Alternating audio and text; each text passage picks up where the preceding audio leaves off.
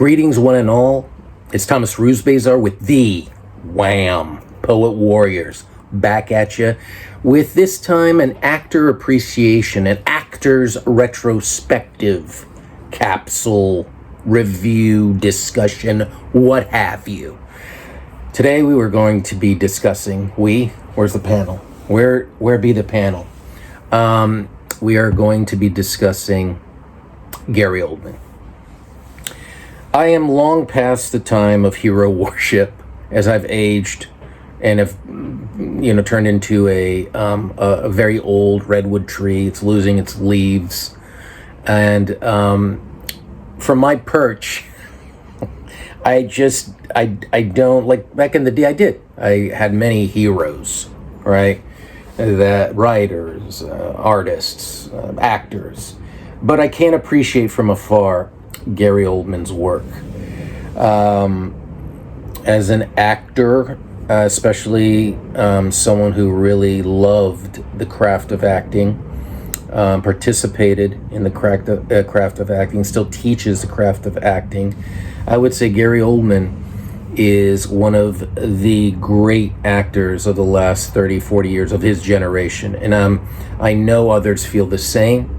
He is getting his that type of acknowledgement, not only with his wonderful work in as Winston Churchill, where he deservedly won the Oscar, but I know he's probably, outside of the Oscars, he's won many an award that maybe others are not aware of. But screw awards, this man and his range, his ability to step into any role from any strata of society, from that deranged pimp in True Romance, the Rastafarian pimp, to the deformed, what's the character in the Hannibal Lecter film? I forgot his name. To Sid Vicious, to Joe Orton, the playwright, to that creepy freaking senator in the film. And this is a film that a lot of people know about, called The Contender, with Jeff Bridges. That was an amazing role. Honestly, yes, I thought the Winston Churchill work was astounding. Biopics, I'm not a big fan of. But I can appreciate, just like Daniel Day-Lewis's work as Lincoln, everybody was, head over heels about that, legs to Jesus, I appreciate that, but for me, biopics don't, or, those type of films don't really do it for me. But when I look at Gary Oldman's body of work, from early on to now, there nary another actor can touch it. I mean, this guy can play anything. He did a film with Sean Penn called State of Grace, where he played this Irish, New York thug to perfection. It's interesting, as a British actor, he seems very American in the way he approaches things, like very physical, very instinctual, almost in that school, that De Niro, Pacino school of acting.